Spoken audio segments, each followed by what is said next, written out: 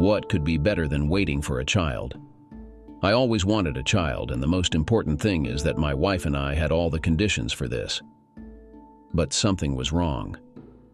I began to notice oddities in my wife's behavior, but then I found out that she was cheating on me with my friend. All I wanted was retribution. To qualify for my upcoming promotion, I needed to travel from our head office in Reading to attend a management course in Manchester. The goal was to prepare me for the role of deputy HR manager, specifically focusing on training for difficult discussions. This was a 2-week course aimed at refining the nuances of human resources management techniques. The HR department in my company had a poor reputation, which I felt was mostly justified.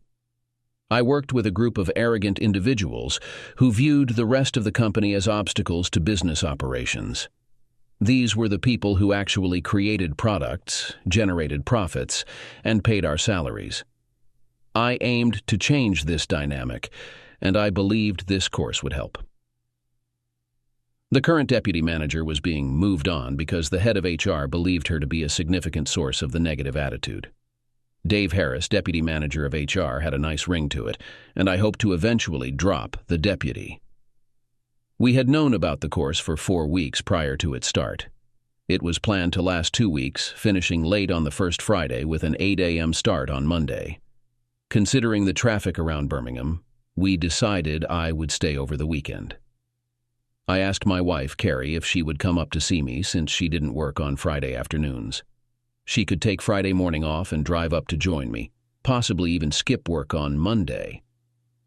We had done similar things before. Initially, she was enthusiastic about the idea, but a couple of weeks before the course, she informed me that something had come up at work and insisted she couldn't make it. This was just one more thing that seemed off in the past couple of weeks. We had been discussing starting a family and, to be honest, had been quite active in trying. It was great. We had even ceremonially flushed her birth control pills about 2 weeks before. About 2 weeks before the start of the course, she seemed to change her mind and began to hesitate. Our bed life has practically come to naught.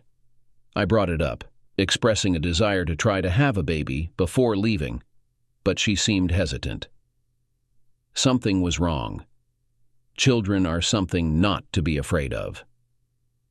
We had a long conversation over the weekend, and she seems to have changed her mind about having a baby again, deciding that now is not the right time. Our bed life has resumed. Despite this, deep down I had a nagging feeling, but all my mental energy was focused either on work or on intimacy. When we arrived at the course on Monday, Marjorie, the course instructor, informed us that we wouldn't be working on Friday due to some unscheduled emergency maintenance on the building's electrical system. They apologized for the short notice, explaining that the issue had only arisen the previous evening. To make up for the lost time, we would work later during the week. I didn't mind, as I had no other plans. I decided to surprise the love of my life by going home for the weekend. The drive was about 4 hours, and if I left at 3 in the morning, I would probably arrive by 7. I hoped to convince her to take the morning off or call in sick. She would still be in bed when I got home, and we could continue our efforts to start a family. Leaving that early in the morning meant I would avoid most of the traffic. I was aware of some overnight road closures due to maintenance, but I expected to pass through after the roads reopened. As I drove down the motorway on Friday morning, I reflected on how we had met 9 years ago. We had been married for 7 years. She was on a hen night in Blackpool, and my friends and I were there for a stag night. Most of the guys were hoping to meet some girls from the hen night. We were all single except for the groom-to-be. I was the best man for my best friend Gerald at his wedding to his fiancée Lisa. My responsibility was to ensure that no one sent Gerald, aka Jerry, off to John O'Groats or some other far-off place without any money, and to make sure he didn't do anything that would upset Lisa. That would be the challenging part. Sometimes I wondered if the wedding would actually happen. Gerald had a reputation as a ladies' man and often flirted with trouble. I suspect he may have had affairs with a few married women. Occasionally, he would show up late or not at all for our plans, giving me excuses about his car breaking down or similar reasons. But I think it was because of the women. I warned him that seeing married women was risky and that he might face an angry husband. He just laughed and said he could run fast. I suggested he might need to run both fast and far, and he still laughed. Jerry and I were as different as night and day. He was the practical and athletic one, while I was the academic one. He would come to my house to fix things, and I would handle his tax returns and paperwork. However, we both shared a love for cricket and beer. He played cricket, and I watched it. He tried to teach me how to play, but I was terrible. I couldn't bowl the ball straight, and when it came to batting, I missed more often than I hit. He said I had no hand-eye coordination, and he was probably right. We did manage to play the occasional round of golf, mainly because the golf ball wasn't moving. I ended up walking a lot. We both discovered our love for dark British beer at a young age. I still remember the hangover from my 17th birthday. We also found some European lagers quite enjoyable. As we got older, we often spent Sunday afternoons at the local cricket club with a crowd, analyzing the game on TV while enjoying our beer. The cricket club was one place where Jerry didn't fool around with the wives and daughters of the members. I believe it was his safe haven. Jerry has a passion for cars, especially big American ones. Sometimes I think he used those flashy cars to play the field before meeting Lisa. Now, here we were in Blackpool, celebrating his last week of freedom before getting married. I made sure Jerry didn't do anything that could jeopardize the wedding. Lisa wouldn't forgive him if he crossed the line as an engaged man, if you know what I mean. His philandering seemed to stop when he met and proposed to Lisa. On the stag night, I managed to keep Jerry out of trouble, and we had a good time, drinking a bit too much. In fact, I got him so drunk that he had to be put to bed before his wandering eye caused any issues. I kept my own drinking moderate so I could keep an eye on Jerry and the other guys. Still, I had a few pints and the occasional shot, especially after getting a very inebriated groom to bed. I think some of the other guys did hook up. The next morning, I went down for breakfast at the small B&B we were staying at. I hadn't been there long when an attractive young woman came in and was seated at the table next to mine. We were the only ones there at that time. She looked a bit bedraggled, but I didn't mention it. I glanced at her and said, "Good night last night?" "Yeah, you could say that. Hen night." She looked at me. "You?" "Good enough, stag night. Managed to keep the groom out of trouble. I'm the best man. Did yours go okay?" "Chief bridesmaid. I think I got most of them to keep their knickers on. Well, the married ones and the soon-to-be married ones. Not so sure about the single ones, but that's up to them. Look, instead of talking across the room, why don't you come over here and have breakfast with me?" We introduced ourselves, and she told me her name was Carrie. As we talked, we discussed the upcoming weddings of our respective couples. We found out that we both came from the same region. I'm from Basingstoke, and she's from a small village called Anna Valley near Andover. We discovered many other similarities. Both weddings were scheduled for the same day, next Saturday. Mine was at 10 in the morning and would finish early because I needed to drive the newlyweds to Southampton to catch a cruise ship for their honeymoon. Her wedding was at 2 in the afternoon with the reception at a nice hotel just outside Andover. She joked about me possibly getting together with the chief bridesmaid. I told her that the chief bridesmaid was my sister, so that definitely wasn't going to happen.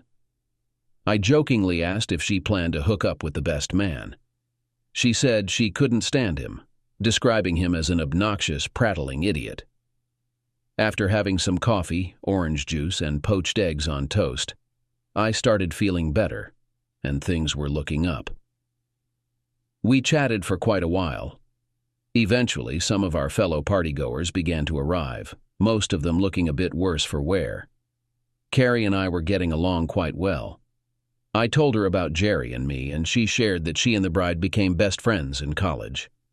She mentioned that the bride had asked her to be the chief bridesmaid because she couldn't trust her friends from her hometown. She barely knew the bride's family, except for her parents, whom she'd met several times. She said, "In fact, I've talked to you more than I've talked to most of her family." Maybe on your way back from Southampton you could stop by for a drink. You have to pass by us anyway." She admitted it might keep the obnoxious prat away. I think her understanding of southern England's geography was a bit off. But it wasn't an offer I was going to decline. It wouldn't be too far out of my way. Besides, she was witty, intelligent, made me laugh, and was very pretty. And it might lead to other adventures. We exchanged phone numbers, and I said I would consider it, depending on the traffic. By then, people were starting to arrive, and it was clear that some had already paired up. There were bound to be quite a few hangovers for both men and women. That's when Jerry showed up. I glanced at him and frowned. He took the hint and stayed away, but gave me a thumbs up, probably thinking I'd gotten lucky after putting him to bed. During the week, Carrie and I talked a few times about how the wedding planning was going. My side was simple. Lisa's mother was handling most of the arrangements, but Carrie was having a bit of a nightmare. Apparently, one of the married women had an affair and her husband found out. There was all sorts of drama, and Carrie was trying to keep it under control to avoid upsetting the wedding. It turned out that the woman who had the affair was the bride's sister. "I could really use seeing a friend next Saturday if you're available," she said. Suddenly, I was a friend, and I liked that. Just before I left Southampton, I sent her a text saying I'd probably be passing Andover around 5 o'clock and to call me if she still wanted me to stop by. I got a nearly instant reply, but I couldn't read it while driving. Then, 2 minutes later, my phone rang. It was Carrie. She apologized for texting because she realized I would be driving. And yes, she'd love to see me. She'd already asked the bride's mother, who was fine with me coming over. She had to rush off now, as she had only made the quick call while taking a bathroom break. When I arrived, the formal part of the reception was over and the party was starting. I quickly found Carrie, and she clung to my arm and gave me a kiss on the cheek. I quickly spotted the obnoxious person. It wasn't hard. I also noticed a couple sitting in the corner, not talking, with a chilly atmosphere between them. I recognized the woman from the bed and breakfast. I believe she was the one who had misbehaved in Blackpool. Carrie and I had a little chat about it. I told her I couldn't understand infidelity. If you love someone, you stay faithful to them. She agreed. Since I hadn't been drinking, I said I needed to leave shortly after 10 o'clock, so I got home at a reasonable time. Carrie took my hand and said, "I've got a room here." I didn't know what to say, but she continued, "It's a double room, and it will have to stay that way." She looked at me thoughtfully and said, "This is a first date." I nodded, hoping she might change her mind, but I was happy to spend time with her. "You can stay and have a beer, and we can dance some more." Another offer I couldn't refuse, but from her tone it was clear there would be no funny business tonight. That was fine with me. We hadn't known each other that long. We had a few drinks and danced a lot, with her clinging to me during the slow songs. We were almost the last to leave. We slept in separate beds, which caused a bit of a commotion in the bathroom when we were both getting ready for bed.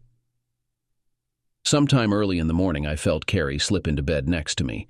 We hugged, and my hand naturally slipped into an interesting place, unintentionally, but conveniently. She turned to face me, kissed me gently, and whispered, "Not yet." I put my hand on her back, asking if everything was okay, to which she nodded, smiled, and kissed me again before closing her eyes. Despite the knowing glances that were showered on us at breakfast, we did not pay attention to them. We agreed to meet again next weekend somewhere between Basingstoke and Andover. We met at a country pub and enjoyed dinner until the last orders were served, making it clear that it was time to leave. I suggested that she come to my place next time and then visit her. The halfway meeting didn't seem quite right to me. She agreed, deciding that she would take care of her house first thing next weekend. The following Saturday, I visited her cozy rented cottage. She prepared dinner, and afterwards we relaxed in front of the fireplace watching TV. It felt incredibly comfortable. As the evening progressed, she naturally leaned against me. As the evening grew darker, it was time for me to leave. She walked me to my car and we shared a tender kiss. I caressed her face gently, and she guided my hand from her face to her chest. Her breast was firm and just the right size, overflowing slightly in my hand. We made plans to meet at my place the next week. When she arrived, she looked stunning. I couldn't believe I was dating someone so beautiful, smart, and intelligent. I ensured my small flat on the outskirts of Basingstoke was spotless. She brought a small bag with her. It was my turn to cook, and I managed decently. I noticed she had more than one glass of wine. I didn't have a fireplace, just a TV, but it sufficed. We watched a film, although I can't recall which one. Soon after settling in, she moved closer and asked, "Would you mind if I stayed the night?" My heart raced, though she had previously hinted at taking things slow, which was perfectly fine with me. I mentioned having only one bedroom and offered to sleep on the sofa, though secretly hoping we could share my bed. I didn't sleep on the couch. The first night was tentative, marked by gentle lovemaking once we overcame our initial nervousness. From then on, things escalated rapidly. We both embraced adventure, introducing each other to new experiences not only in the bedroom, but also on the sofa, the beach, and even in the sea in Majorca. That last one was a bit challenging. 2 years later, we got married, although I sensed her parents weren't fond of me. They seemed to imply I wasn't good enough for her. Nevertheless, she chose to move into my apartment. She could commute to her job in Andover from Basingstoke while I continued working in Reading. Life was great. After a few years, we were able to buy a small house on the outskirts of Basingstoke. Things became more settled. Jerry and I often met for drinks and at the cricket club on Sundays. He still helped with household repairs, although I was improving with the help of YouTube. However, I still managed his paperwork. I believed Jerry had put an end to his wandering ways and had settled down, although a couple of years ago he asked me if Lisa had called to say we were playing golf. I refused. If he wanted to stray, that was on him, risking his marriage and his lovely 2-year-old daughter if Lisa found out. He brushed it off, saying everything would be fine. Before he married Lisa, I had warned Carrie about Jerry's behavior, fearing he might cheat again, and advised her not to cover for him if he asked. I didn't want us to get dragged into it. He never explicitly asked me to cover for him, but around a year ago, Lisa called me to inquire about Jerry's whereabouts. I informed her that I hadn't seen him, but I had received a message stating he would be delayed due to car trouble. Although he attempted to explain the issue, much of it went over my head. Despite his relatively new bright yellow Mustang, it shouldn't have been experiencing problems yet. Jerry is passionate about cars, whereas to me they're merely a means of transportation. If something goes wrong, I rely on the dashboard lights and take it to the mechanic. When Jerry finally arrived 2 hours late, I mentioned Lisa's call and recounted what I had told her. He simply grinned. It dawned on me that he had indirectly requested me to cover for him before. Although he hadn't outright asked, he had provided me with a story to relay to Lisa. I expressed my frustration and warned him against using me in such a manner again. He claimed it was a one-time occurrence, a moment of desperation. I declined to delve into the specifics, and he brought beer for the rest of the afternoon. In the weeks leading up to my departure, there were a few concerns on my mind. Despite being minor, they added up. In addition, our bed activity has increased over the past week, which I attributed to our attempts at conception. Like I mentioned, she didn't work on Friday afternoons, but twice I came home and noticed tasks that should have been done then weren't. She used to be meticulous about it, which gave us the weekends to relax without worrying too much about chores. I asked her about it, but she avoided the topic, and I started feeling uneasy because things seemed off. I started watching for signs of an affair, like her coming home late with flimsy excuses, but found nothing. I figured it was just my paranoia, especially since she's so attractive. I planned to talk to her when I got home to ease my mind. I made better time than expected, maybe because of the empty roads and my occasional speeding.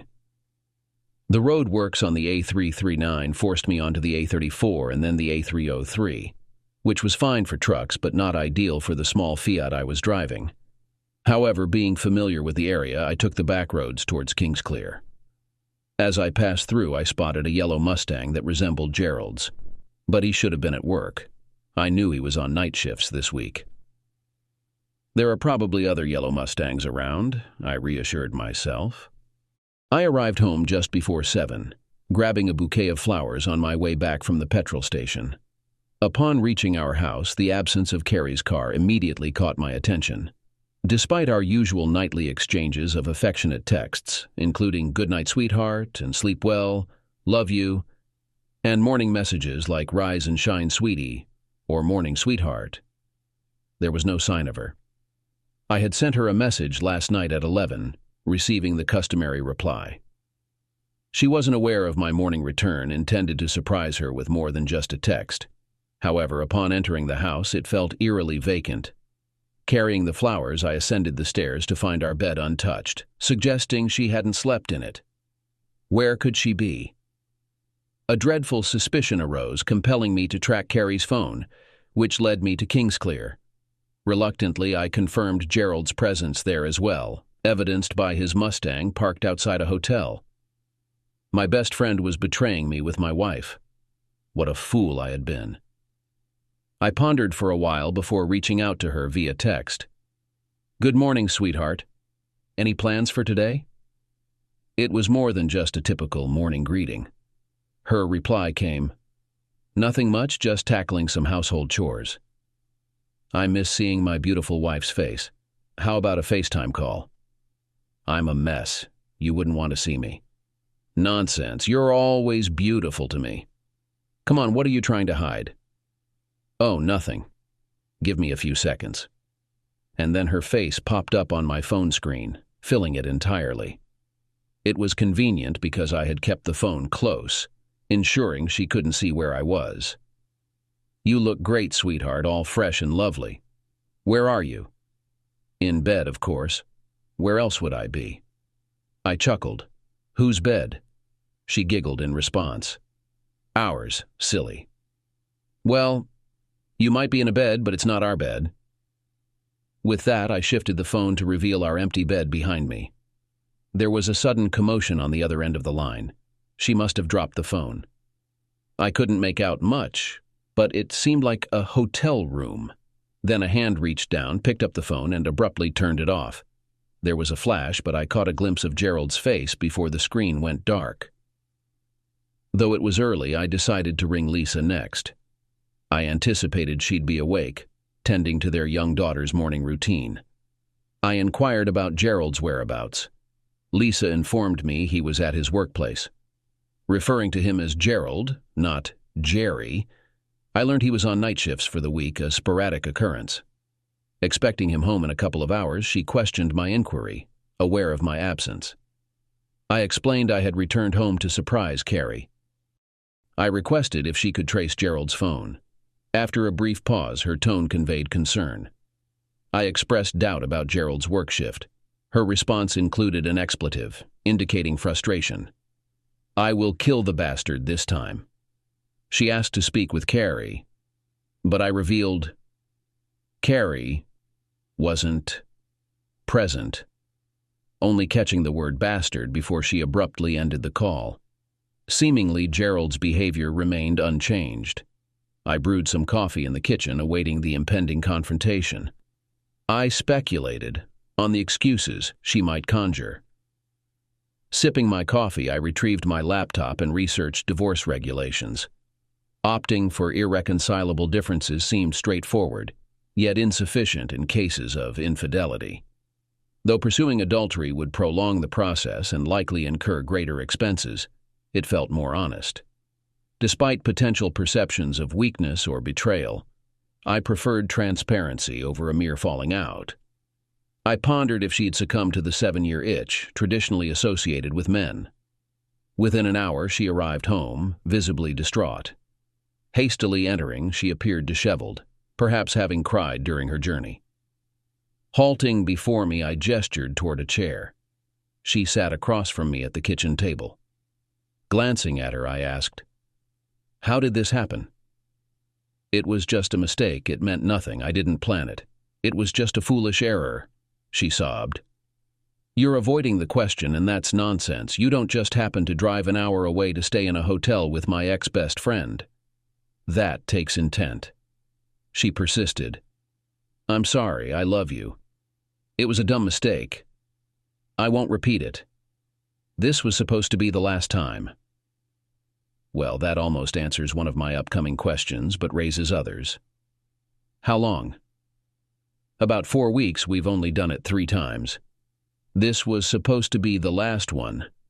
I'm sorry, darling, it just happened.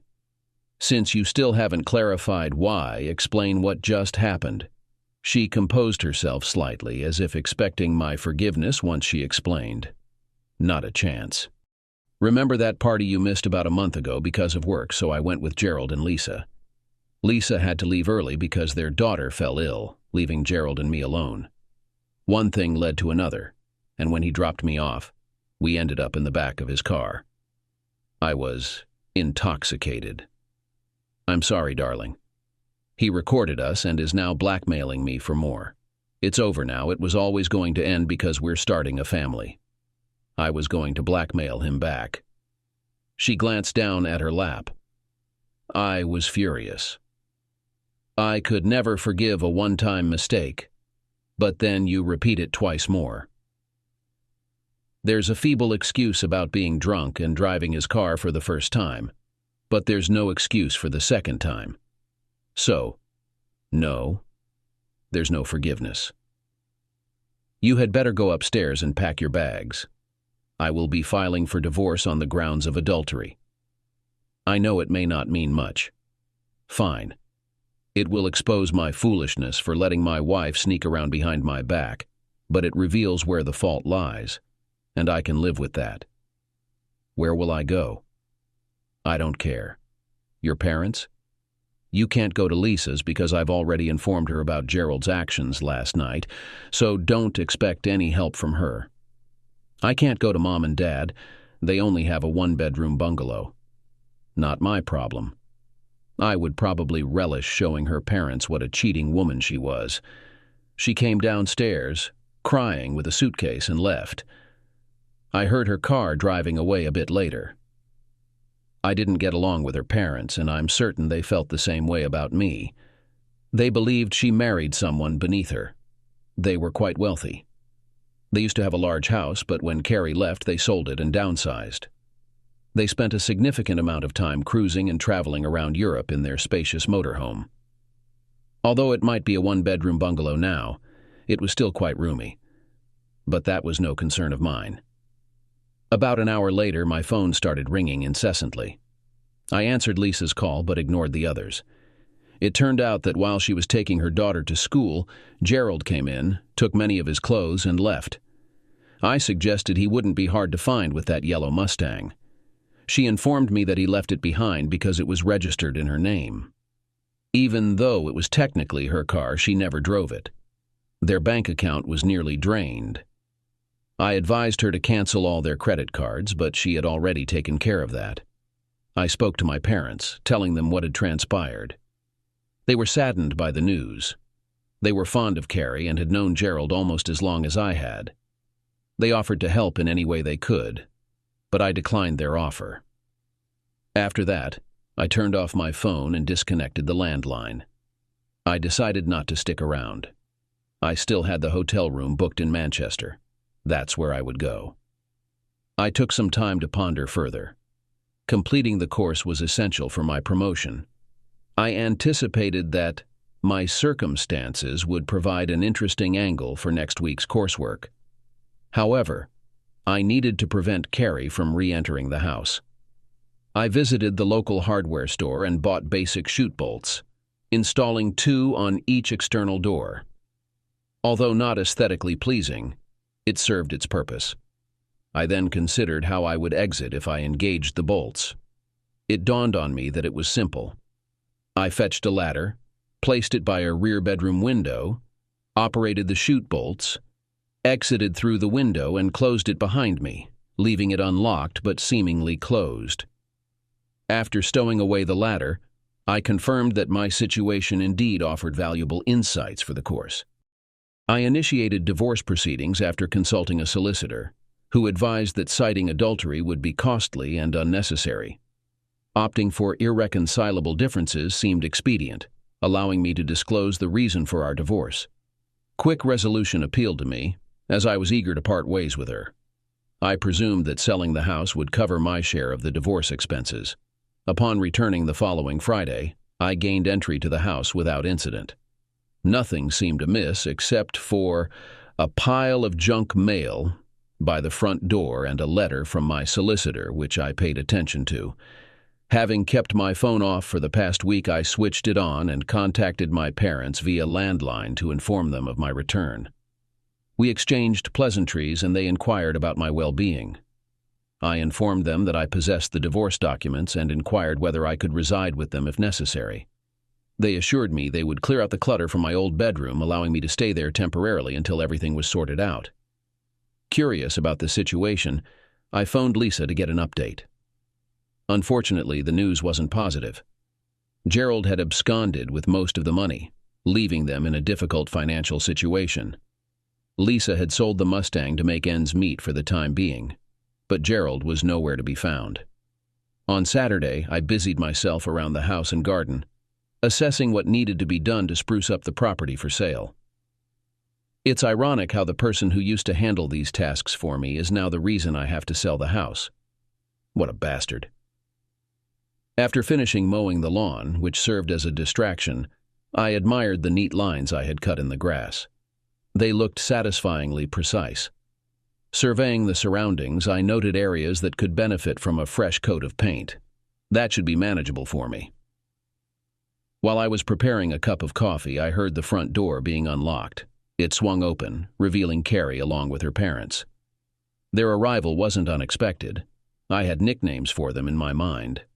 Battle Axe, for her mother, and Henpecked, for her father. Our mutual dislike lingered. If anything, this encounter exacerbated it. They either assumed I'd return by Saturday or had tracked my phone. Either way, the inevitable discussion loomed ahead, and it seemed better to confront it sooner rather than later. Henpecked was burdened with Carrie's bags. "I've told you to leave," I stated firmly, locking eyes with Carrie. Battle Axe immediately launched into me. "This is her home, too. She resides here. We couldn't gain entry last week. What have you done?" I brushed off her inquiry. "She forfeited her claim to this place when she slept with my friend for the first time," I continued, noting their stunned expressions, implying Carrie hadn't disclosed the full truth to them. "She admitted to cheating on me 3 times, but once was enough. She needs to find somewhere else to stay." I guess that made them doubt it. I guess she convinced them that it only happened once, not 3. However, Battle Axe's anger did not last long. "She can't. You have responsibilities." "She's pregnant," she said sternly while Carrie sobbed uncontrollably. "Well, then whose child is it? Mine or Gerald's? We'll wait and see. In the meantime, she needs to leave. I heard you're going on a cruise soon. She can stay with you and gain weight there," she continued. Carrie looked at me and whispered, "We used protection." "So Gerald just happened to have protection that first time, didn't he?" "It just proves that he had a plan," I replied. She cried even harder. "Well, it wasn't the first time, but it ended quickly. You know that Gerald has the morality of a stray cat, and you slept with him without any protection while we were trying to conceive a child. And you must have planned this recent prank. We moved to a hotel far from where we lived, and Gerald conveniently set up his night shift while I was away, so you could have fun. So you can leave now. If the child is mine, I will pay alimony. If not, then you can sort it out with Gerald. I suppose you've heard that he dumped Lisa," I concluded angrily, realizing that I had just used more expletives than usual in front of her parents. I had a question burning in my mind. I'll probably regret asking, but I need to know before I can sleep. Was it the second time here, in our bed? "No. I went to Gerald and Lisa's. Lisa was at work." In their bed? She glanced down, murmuring, "Yes." "Sweetheart, I messed up. Can you forgive me? I believe Gerald orchestrated it all. He got me drunk at the party." What I didn't realize was he recorded that first encounter and used it to blackmail me. He said Lisa was starting to suspect him of fooling around, but she wouldn't imagine him making advances on his best friend's wife. "Gerald knows your attitude towards adultery, and if you found out that we were intimate, you would leave me, even for just one mistake." It wasn't until after the second time that I thought about retaliating with blackmail. So I recorded us last night and threatened to expose him to Lisa if he didn't stop. I know I was wrong, but can you find it in your heart to forgive me? I tried to make things right. If that were true, why didn't she return home after getting the recording she needed? She could see the doubts swirling in my mind. She held out her phone to me, but I didn't take it. "Sweetheart, look, I did this morning. I'm sorry I didn't come home. I was so worried and tired." As soon as she said that, she realized how it sounded, tired from spending the night with someone else. Her expression fell, and if it weren't for Battle Axe's face holding her up, she might have too. Henpeck took Carrie's phone from her and showed me a video clip of Carrie yelling and threatening Gerald. He informed me that it had been uploaded to the cloud so Gerald couldn't delete it. It seemed convincing, but it could have been fabricated after I caught them. I shook my head. Maybe that would have stopped him. But if you had informed Lisa, he might have just left her alone with the consequences. He's disappeared. Nobody knows where he is. That might have been a bit harsh. I recalled telling him he'd have to run far and fast, which he might have just done. You know how I feel about cheating, but I love you. If you had come to me on the first day and we had told Lisa, maybe we could have sorted it out. I'm not sure, it didn't happen that way, so I can't say for sure what I would have done, but it's over now. I handed over the divorce papers, which Henpeck took. They left. With Battle Axe's determined demeanor and Henpeck's support, she initiated the divorce proceedings. We swiftly arranged for a DNA test, which confirmed that the baby wasn't mine. With Battle Axe and Henpeck realizing there was no turning back, they ceased their harassment, and she agreed to sign the divorce papers. They bought out my share of the house, knowing that Carrie and the baby would need a place to live. This arrangement suited me and likely disrupted their travel plans for the foreseeable future. It was after the final match of the summer when the visiting team had departed. A watch was discovered in the changing room, prompting us to contact their club and arrange its return. It occurred to me then that this was a means to locate Gerald. On Monday morning, I contacted the England and Wales Cricket Board, informing them that Gerald Jones had left something behind. I inquired if they had his address so I could forward it to him. They confirmed having his details, but stated they couldn't disclose them. However, they offered to send it on his behalf if I provided the item. The inexpensive tracking device I placed inside the compact box had a battery life of about a month. Unsure if Gerald would recognize the small electronic gadget, given his preference for mechanical things, I eventually located him just north of Huddersfield. After researching cricket clubs in the vicinity and finding only one, I anticipated his whereabouts for Sunday afternoon. Upon confirming his presence at the cricket club through a brief phone call, I still couldn't obtain his address. Having known Gerald for years, I devised a plan based on his routines. On a cold, wet, and windy winter Sunday, I boarded the earliest train to London, then to Huddersfield. Like everyone else, I bundled up to stave off the cold and rain. It took a few hours, but once in Huddersfield, I made my way to the cricket club, where it was still raining and chilly. Noticing a large American car in the parking lot, I needed to verify something. As I lifted the wheel arch, the car alarm blared, prompting Gerald to rush out and deactivate it. That was my cue. Repeating the action several times, I eventually observed him ignoring the alarm altogether. Now armed with the small hand axe I brought along, I proceeded to damage the car, puncturing every panel and slashing the tires, rendering it useless. While I assumed everyone else was engrossed in the England versus New Zealand match highlights, I was busy recording the program from the comfort of my home. I slipped into the shadows and waited. The rain was still pouring, and my raincoat was beginning to leak. I observed him leaving the club, accompanied by a few others, all heading in the same direction. I trailed behind. Eventually, Gerald was alone. He stumbled slightly, reminiscent of how he used to after leaving clubs back home. He wouldn't risk driving. I knew that because he dreaded losing his license and not being able to drive his luxury cars.